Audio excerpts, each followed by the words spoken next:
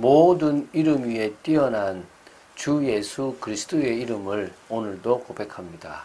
주는 그리스도시요 살아계신 하나님의 아들이심을 고백합니다. 오늘도 이 고백을 통하여 현장에 하나님의 나라를 이루기를 간절히 소원하며 또한 우리의 불신앙과 우리의 무능과 무기력이 무너지는 축복의 시간 되기를 주 예수 그리스도 이름으로 축원드립니다. 자, 이제 에스더 1장 9절부터 12절 말씀, 어제 이어서 이제 잔치를 이어가는 중에 있었던, 그래서 에스더가 왕후가 되어지는 과정 속에서 좀 중요한 원인이 되죠.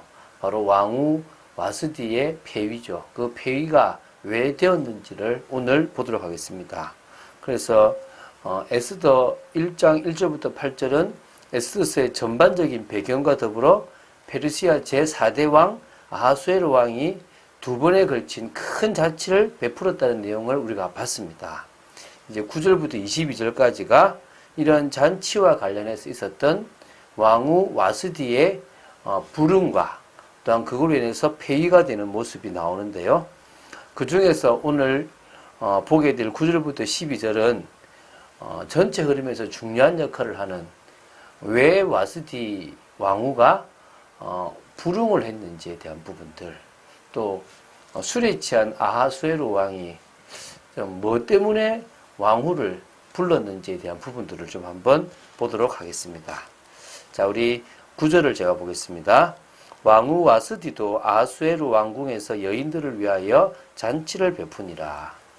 지금 이 쭉 이렇게 요 구절을 볼 때는 앞에 있었던 1절부터 8절까지의 그 180일간 6개월과 7일 동안의 잔치는 남자들을 위한 잔치였다라고 보시면 될 것 같습니다. 그리하여 이제 법상 아마 여자들이 같이 그 술자리에 같이 동석을 하지 않는 것 같아요. 그래서 이제 와스디는 여자들만을 대상으로 왕궁에서 잔치를 베풀었던 것으로 추정됩니다. 그래서 거기서 이제 자신들만의 시간들을 보내고 자신들만의 여흥에 취해 있었다고 보겠죠. 그러니까 와스디도 술을 먹고 또 이렇게 어떤 뭐 이렇게 기분을 내고 있었던 그것이 또 이렇게 무너지는 것들을 아마 이렇게 싫어했을 수도 있겠죠. 그죠? 그래서 어쨌든 이 당시 페르시아 어떤 그 규범상 일반적으로 여자와 남자들이 더불어 술자리에 동석하는 것이 허용되지 않았던 것으로 아마 이렇게 보입니다.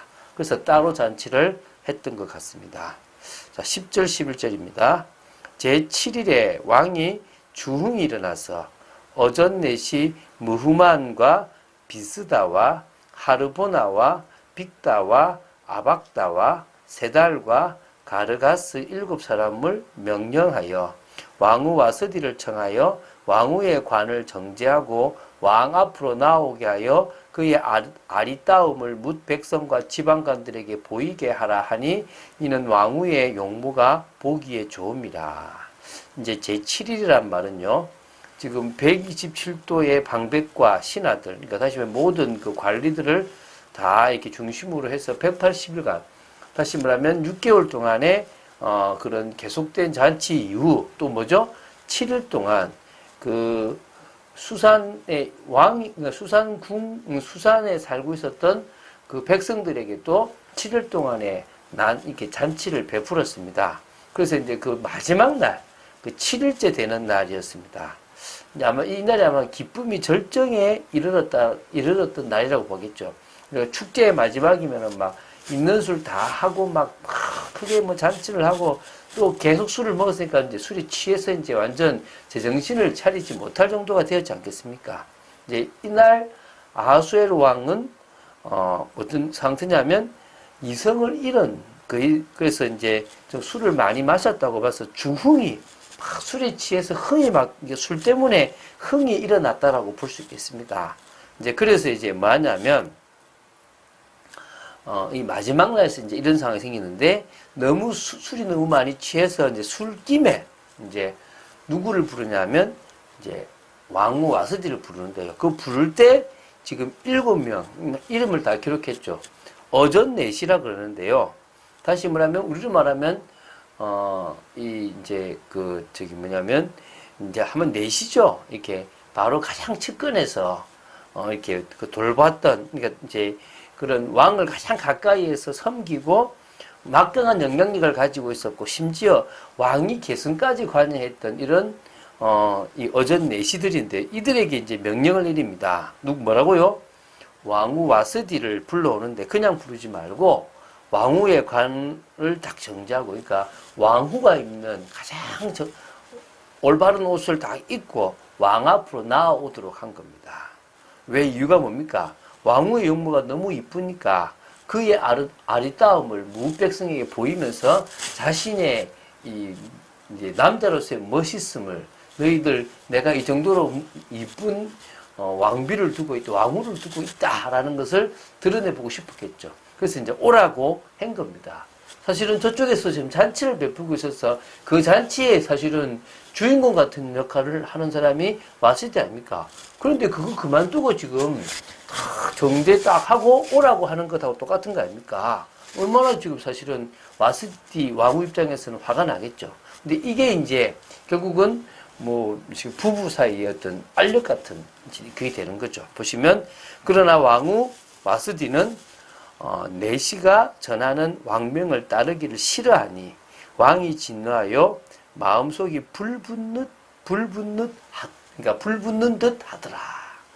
지금 다시 말하면요, 와스디가 자신들의 잔치를 깨고 싶지 않은, 자신도 그 여사들과 잔치를 하면서 좋은 시간을 가지고 있는 것을 깨고 싶지도 않았을 것이고요.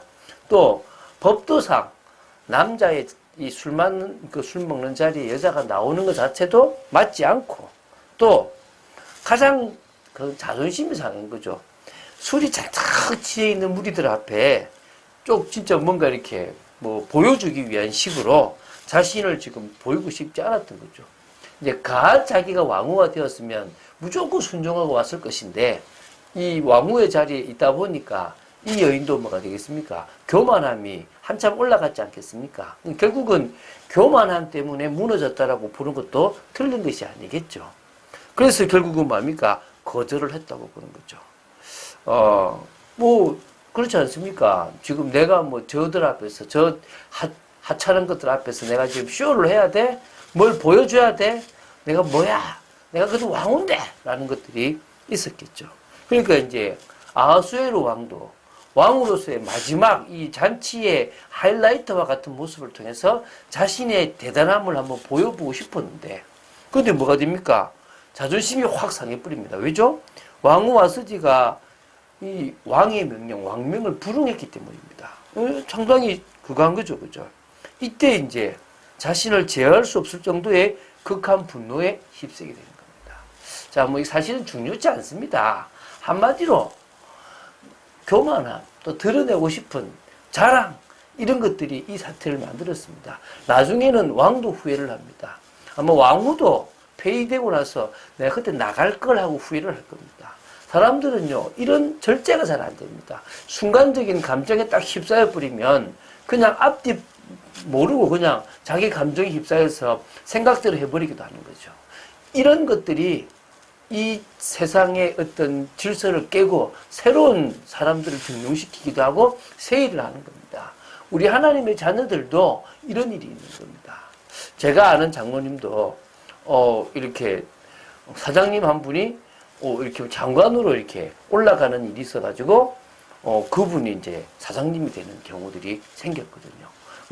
보면 그런 어떤 변화들 때문에 하나님은 하나님의 자녀를 새로운 자리에 세우시고 하나님이 이를 감당할 일들로 만들어 가시기도 하신다는 겁니다. 이게 중요한 이유라는 거죠.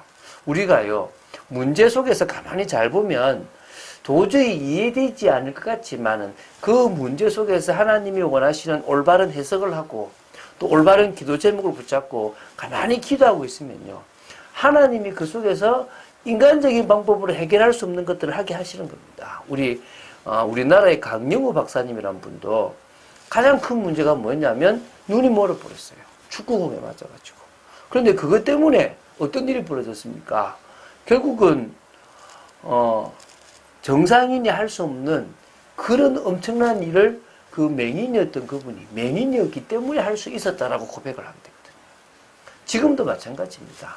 하나님은 당신의 일을 위하여 이 세상에 사람들의 교만함과 어떤 욕심과 드러내고 싶은 것들을 활용하여서 당신이 하시고 싶은 뜻을 이루어 나가신다는 것입니다.